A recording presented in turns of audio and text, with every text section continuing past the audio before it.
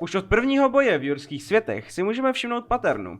T-Rex přijde, vypadá to, že prohrál a vyhraje. Takhle se souboje stávají relevantními a najednou vám chybí ten jeden dinosaurus, co předčil veškeré očekávání a udělal to, co zatím žádný jiný dinosaurus v jurských světech a parcích. Ten, kterému byla dána ta čest být první dinosaurus, který v této sérii zabije Tyrannosaura Rexe.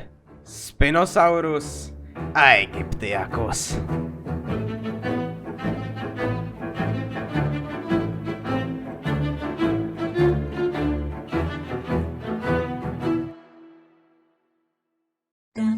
Když se díváte poprvé na Jurský park 3, krom docela šity scénáře,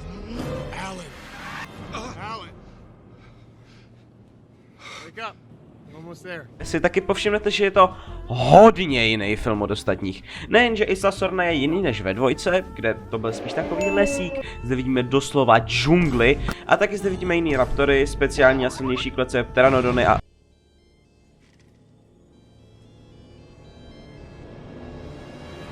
Spinosaura, který má asi nejsilnější introduction ze všech dinů. Zabije Tyrannosaura. A to hrozně brzo, což je docela insane na to, že byl první dva filmy Rex prakticky nedotknutelné zvíře. Nedokázali ho zastavit raptoři. Ani lidé, pozující jako nejsilnější dinosérie. Dokud nezemřel. Jako dítě na mě tohle udělalo dobrý dojem, protože holy shit! To, že byl T-Rex skoro nesmrtelný, mě už v prvních dvou filmech štvalo, jakože byly mi asi 3 roky, ale a vidět někoho konečně ukončit tuto nadvládu bylo skvělý, ale po dokoukání filmu, během kterého je jediná věc, co Spina zastaví, je oheň a dřevěné dveře.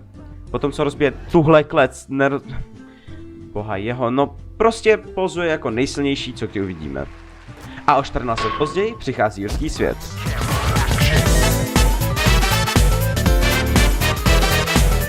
Jurský svět nemá tak charismatického záporáka jako Jurský park 3. Jestli se divný nazývat dinosaur charismatický, ale podívejte se na to z pohledu toho, jak působí na diváka. Spino zabije nejsilnějšího dina, kterého jsme zatím kdy viděli, jen protože stojí mezi ním a lednici mu poranili Sailu. Zatímco Indominus udělá něco chytrýho, zabije tlouštíka a parapatosaurů. Wow, jak cool. Ano, vím, že Indominus má být jakože mega intelektuální dinosaur, ale mně to tak prostě nepřijde. Kdyby vedení parku nebylo pár kretnů, co chce prachy, tak by Indominus vyčkávající, až přijdou pro ostopovač, dostal absolutně na prdel. Ale to je problematika na někdy jindy. Pointa je, Indominus se za mě neví jako tak silný záporák, ač mu všechno jde do karet, aby byl. Nicméně na konci filmu nedokáže tu jednu věc, co by záporák jurských parků a světů měl, a to zabít T-Rexe. On je backstabnut, ale i tak dokázal toho víc než Indoraptora, Ideko prostě tahle sračka a rozhodně to dokázal víc než Giganotosaurus. Mimochodem tyhle tři ani se Spinosaurem porovnávat nebudu. Na to jsou až moc zbyteční a debilní.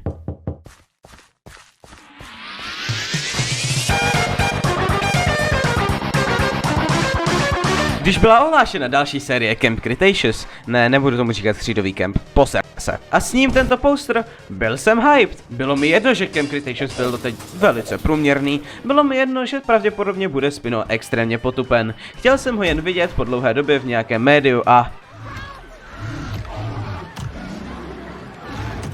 Jo no, neměl jsem se, byl jsem zklamaný jak prdel. Dodnes jsme s Dotomerem nedokoukali Camp Cretaceous, protože je to prostě debilní. Mind Control debilní. Tyhle hybridi debilní. Zas hybridové, které nenávidím z hloubi duše, debilní.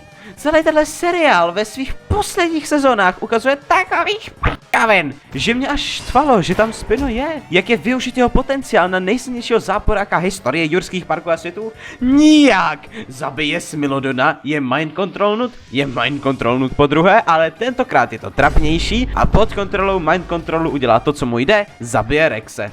Nicméně je to pod kontrolou mind controlu, což tomu ubírá tak 99,999% uspokojení. Protože teď to nejsou Battle Skills Spina, co to vyhráli, ale tady nějakýho vole dementa. No a pak... Já zapomněl, že tohle je seriál pro děti. Takže můžou umřít jen záporáci, takže T-Rex žije! A Spino utíká do lesu a už ho nikdy nevidíme. No přesně tohle je naposled, co vidíme. No, píčeme na ten seriál.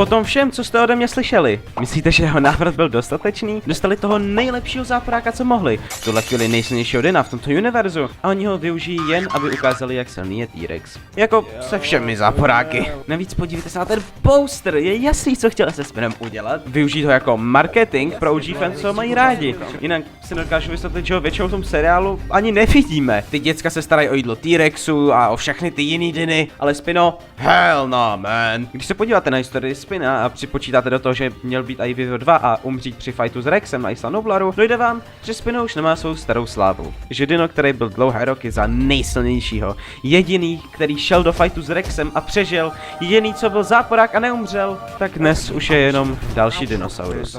Další lob pro Tyrannosaura. A ano, měl umřít na konci Jurského parku 3, ale upustilo se od toho, protože ani ti, co pracovali na tom filmu, nechtěli, aby umřel jako všichni před ním. Ale tohle ještě to, co píšou lore jurských světů, dnes nevidí. Jim jde o to, velký dinosaur, hodně sdílení. A pověst Dinu v sérii mají uprdele. To, že mohl být skvěle využit jako další Dino ve filmech, kde mohl být ten dlouho očekávaný fight mezi Rexem a Spinem na velkém plátně, je prostě potenciál v prdeli. Jsem rád, že Spino nebyl v novém jurském světě. Ten film je otřesnej, ale v Camp Cretaceous to taky zrovna nevyhrál. A taky mi přijde, že si zaslouží víc, protože je to můj fav Dino. Hlavně moje nejoblíbenější postava v historii filmů. Ano, ze všech postav, co existují, jsem si vybral zrovna Spinosaura.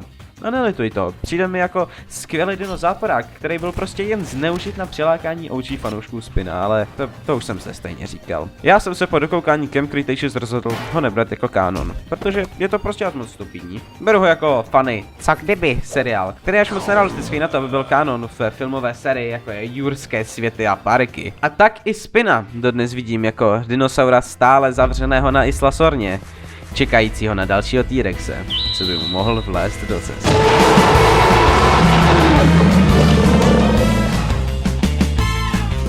Nicméně!